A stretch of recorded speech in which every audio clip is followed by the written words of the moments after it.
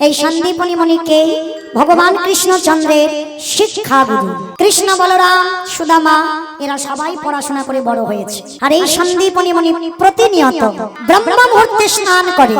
আর ব্রহ্ম মুহূর্তে স্নান করে বাবা ভিজে কাপড়ে দরজার ধারে বসে বসে কাঁদে, নয়ন জলে বুক ভাসিয়ে কাঁদে আর বলে, দয়াময় আমার ঘরে একটা অতিথি পাঠাও। আগে অতিথি সেবা দেব, তারপরে ভগবান সেবা দেব, তারপরে আমি তোমায় সেবা দেব। আমাইরা বলো তো, আগে অতিথি সেবা না আগে ভগবান সেবা?